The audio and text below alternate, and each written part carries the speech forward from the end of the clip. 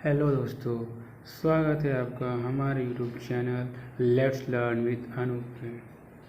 दोस्तों, आज हम आपको एक बहुत ही महत्वपूर्ण टॉपिक बताने जा रहे हैं और मुझे आशा है कि आपको ज़रूर ये टॉपिक पसंद आएगा। दोस्तों, आप मेरे चैनल को लाइक करिए, सब्सक्राइब करिए। दोस्तों, आज मैं जो टॉपिक बता रहा हूँ वो है वृद्धि एवं विकास। इसको अंग्रेजी में ग्रोथ एंड डेवलपमेंट बोलते हैं। दोस्तों, ये टॉपिक बहुत ही इम्पोर्टेंट है। दोस्तों, अगर आप टेट की तैयारी कर रहे हैं, सी टेट की या यूपी टेट की तैयारी कर रहे हैं, दोस्तों इस टॉपिक से प्रश्न जरूर पूछे जाते हैं। और बीएड एकेडमिक में तो बहुत ही महत्वपूर्ण प्रश्न है। बीएड एकेडमिक के लिए दोस्तों ये बहुत ही महत्वपूर्ण क्वेश्चन है। बीएड एकेडमिक में जो है इस क्वेश्चन पे प्रश्न जो है ज़रूर आते हैं। 200 वर्ड से 500 वर्ड में लिखने पड़ते हैं। यानी जो है लघु उत्तरीय प्रश्न जो है हमें देखने को मिलता है, या फिर जो है दीर्घ उत्तरीय प्रश्न भी पूछा जाता है बीएड एकेडमिक में।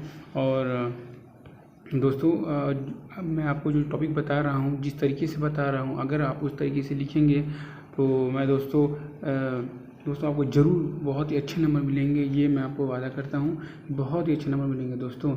दोस्तों आइए हम अपने टॉपिक शुरू करते हैं।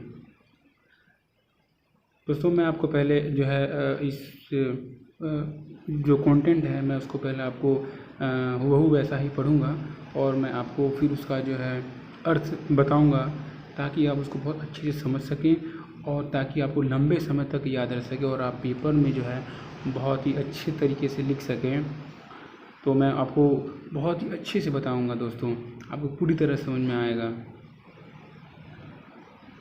तो सबसे पहले हम जो है आपको वृद्धि के बारे में बताएंगे और फिर विकास के बारे में बताएंगे, और आप इन दोनों को आप कंपैरिजन भी कर सकते हैं खुद से।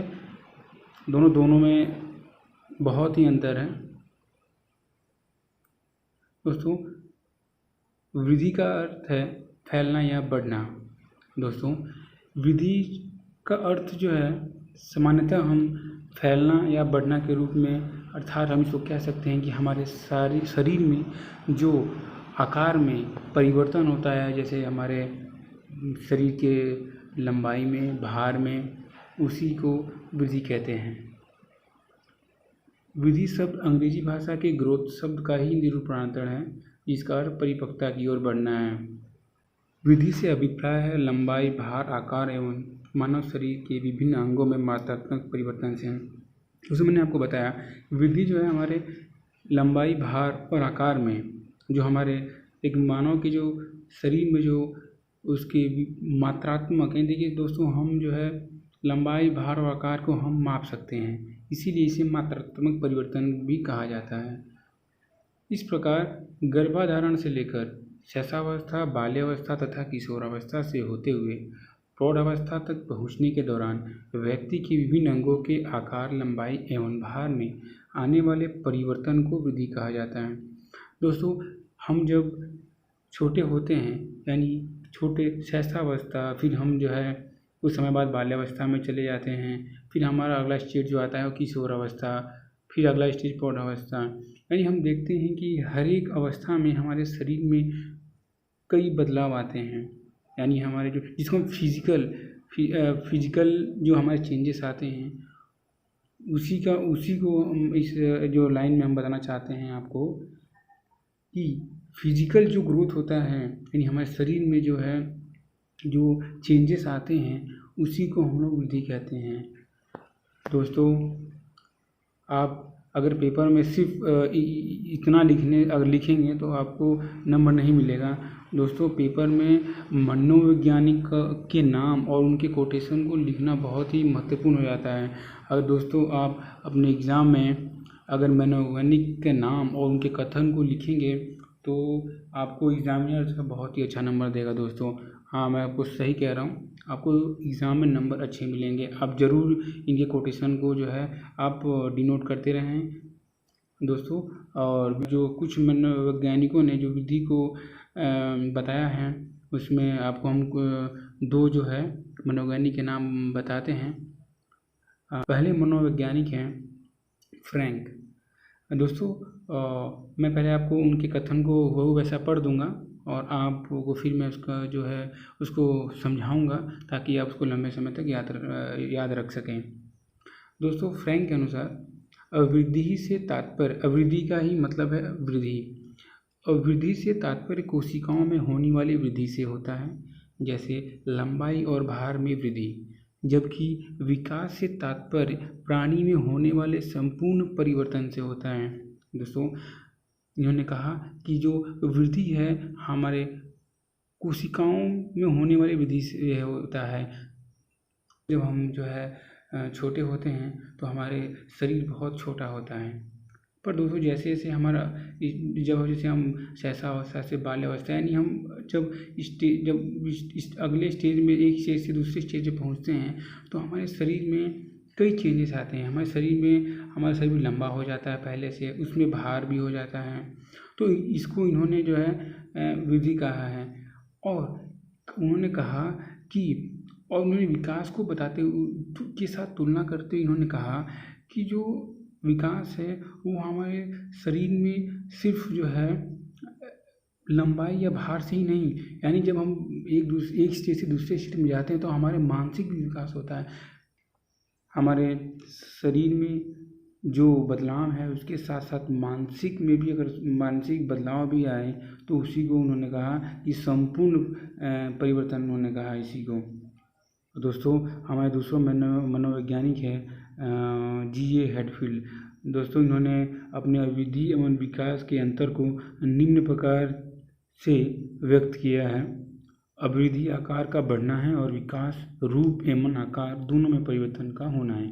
इन्होंने कहा कि अवधि जो है हमारे शरीर में जो चेंजेस हैं यानी जो बदलाव हैं यानी भार और लंबाई, वो तो उसी को अवधि कहते हैं। और इन्होंने विकास को कहा कि हमारे स्वरूप यानी रूप, हमारा रूप क्या है, हमारे हाव भाव, हमारा व्यवहार कैसा है, हम कैसा सोचते हैं, ये सब रूप है। और आकार तो हमारा है ही, लंबाई और भार जो है वो। तो दोस्तों आशा है मुझे आप इन दोनों मनोवैज्ञानिक को आप समझ गए होंगे। इसी में हम आगे बढ़ते हैं, आपको बताते हैं कि विकास, मनोवैज्ञानिकों ने विकास को किस तरह से बताया है। दोस्तों विकास शब्द अंग्रेजी भाषा के डेवलपमेंट शब्द का ही हिंदी रूपांतरण है। विकास का अर्थ भी बढ़ना होता है। विकास में परिवर्तन मात्रात्मक नहीं होता है। दोस्तों जैसा कि हमने ऊपर देखा कि वृद्धि जो है लंबाई, भार और से हम मापते हैं, यानी इसको हम माप सकते हैं कहीं ना कहीं। जैसे हम कहते हैं कि भाई हमारा वज़न जो है 5 kg है या हमारा हाइट जो है 5 फुट है, 6 फुट है, तो हम देख सकते हैं कि ये मात्रात्मक है। लेकिन वही विकास जो है कहता है कि यह मात्रात्मक नहीं होता है, सिर्फ मात्रात्मक नहीं होता, यह बढ़ना शारीरिक रूप में न होकर मानसिक रूप से होता है।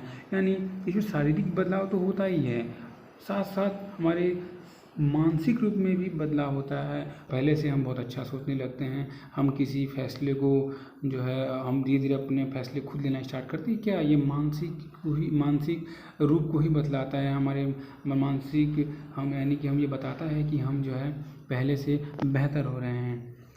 इस प्रकार विकास का तात्पर्य बालक के शारीरिक, मानसिक एवं भावात्मक एकीकरण से है। देखो तो मैंने बताया ना आपको कि जो विकास है वो हमें शारीरिक के साथ साथ मानसिक और भावात्मक एकीकरण से, यानी देखिए हम जब जैसे जैसे हम बड़े होते हैं तो हमारे भाव भी बहुत ही बदलते हैं। यानी हम इतने परिपक्व हो जाते हैं कि हमारे भाव जो है हम भाव को पहचान लेते हैं और अपने हम भाव खुद ही, हर व्यक्ति जो अपना भाव व्यक्त करता है अलग अलग सिचुएशन में उसका अलग भाव होता है, जिसके फलस्वरूप उसका व्यवहार विशिष्ट प्रकार का हो जाता है तथा वातावरण के साथ समायोजन में सहायक होता है।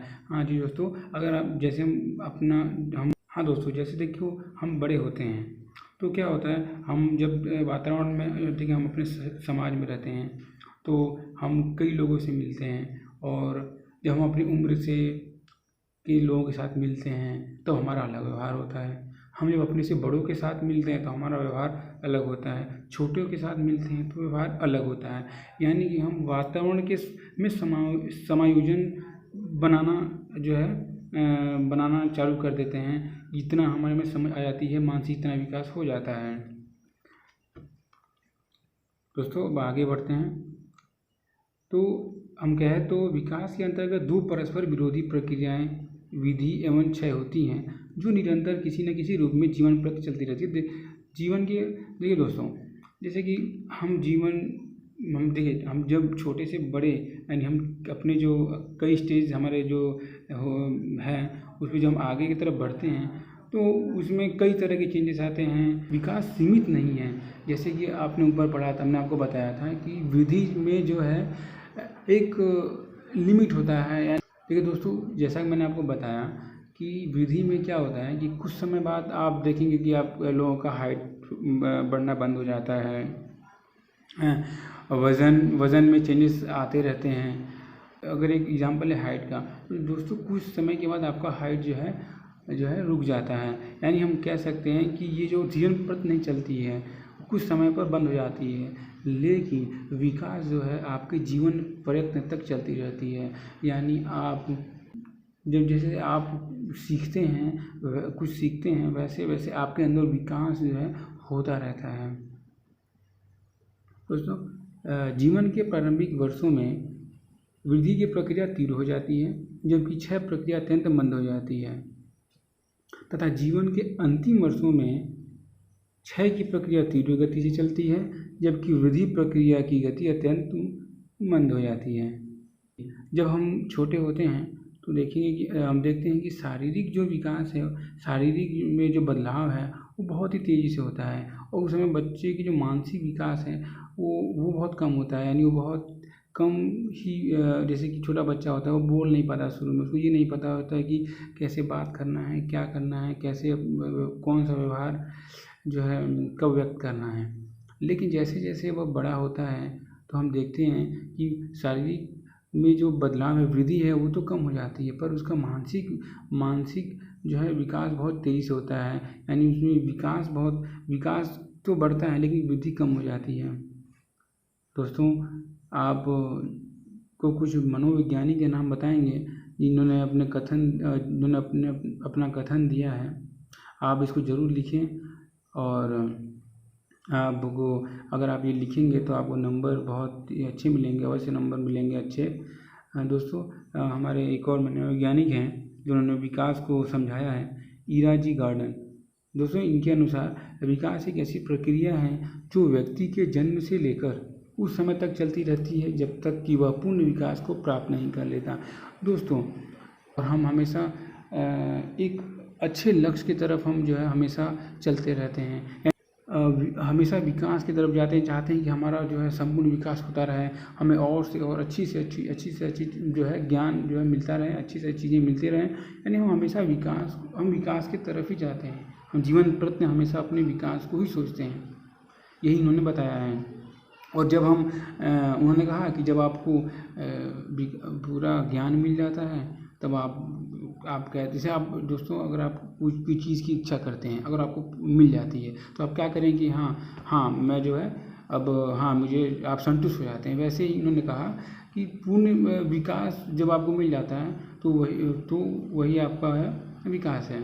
हमारे दूसरे मनोवैज्ञानिक है हरलॉक। दोस्तों, ये तो बहुत ही इम्पोर्टेंट है। हरलॉक जो मनोवैज्ञानिक है, इनका कोटेशन आप जरूर याद रखें, इनका बहुत इम्पोर्टेंट है। दोस्तों, देखिए, हरलॉक ने मानव विकास को और अधिक स्पष्ट रूप से परिभाषित किया है। उनके अनुसार विकास अभिवृद्धि तक सीमित नहीं है, अपितु इसमें परिवर्तन का वह प्रगतिशील क्रम निहित है जो परिपक्वता के लक्ष्य की ओर अग्रसर होता है। विकास के परिणाम स्वरूप व्यक्ति में नवीन विशेषताएं और नवीन योग्यताएं प्रकट होती हैं।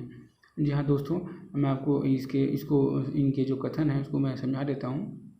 तो इन्होंने कहा कि अवृद्धि में, जैसे मैंने आपको बताया था कि अवृद्धि जो है यानी वृद्धि जो है वो सीमित होता है, लेकिन विकास जो है अवृद्धि तक सीमित नहीं है। यानी इसमें जो है उसकी तो जीवन प्रति चलने वाली जो है प्रक्रिया है। और उन्होंने कहा कि हम विकास के परिणाम स्वरूप व्यक्ति में जैसे जैसे हम विकास की तरफ बढ़ते हैं, हमारे अंदर जो है कुछ नए योग्यताएं आती हैं और नवीन विशेषताएं और भी उत्पन्न होती हैं। ठीक दोस्तों, अब हम तीसरे मनोवैज्ञानिकों के कथन को पढ़ते हैं। दोस्तों,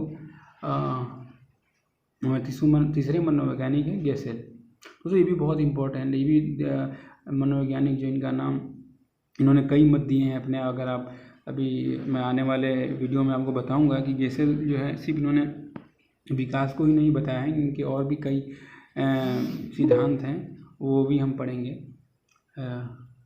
दोस्तों गेसेल के अनुसार विकास केवल एक प्रत्यय ही नहीं है, इसे देखा, जांचा और किसी सीमा तक 3 विभिन्न दिशाओं शरीर, अंग विश्लेषण, शरीर ज्ञान तथा व्यवहारात्मक में मापा जा सकता है। इन सब में व्यवहार ही सबसे अधिक विकासात्मक स्तर तथा विकासात्मक शक्तियों को व्यक्त करने का माध्यम है। दोस्तों इन्होंने कहा कि जो है उन्होंने कहा कि हम इसको माप भी सकते हैं। अब कैसे माप सकते हैं? तो आप उसके जैसे कोई व्यक्ति है, उसको हम कैसे बता सकते हैं कि इसको संपूर्ण विकास हुआ है? तो हम उसका विश्लेषण कर सकते हैं। उन्होंने कहा, गेसेल ने कहा कि हम इसका विश्लेषण कर सकते हैं। कैसे? तो उनके शारीरिक ज्ञान से और व्यवहार से, यानी एक व्यक्ति के शारीरिक जो मतलब उसके ज्ञान, शरीर के ज्ञान और व्यवहार से हम यह कह सकते हैं कि उसके अंदर कितना विकास हुआ है। तो उन्होंने कहा कि इन सब में व्यवहार ही सबसे अधिक विकासात्मक स्तर है। तो दोस्तों आई होप आपको ये टॉपिक पूरी तरह से समझ आ गया होगा। दोस्तों मैंने कोशिश किया है कि मेरी पूरी कोशिश रही है कि मैं आपको इस टॉपिक को पूरी तरह समझा सकूं, और आई होप समझ भी गए होंगे आप। और दोस्तों आप जिस तरीके से मैंने बताया है, अगर उस तरीके से आप अगर लिखते हैं, वो 100% गारंटी देता हूं कि आपको नंबर ज़रूर मिलेंगे दोस्तों। तो दोस्तों मिलते हैं अपने अगले वीडियो में। तो दोस्तों इस वीडियो को लाइक करें, सब्सक्राइब करें। जय हिंद दोस्तों।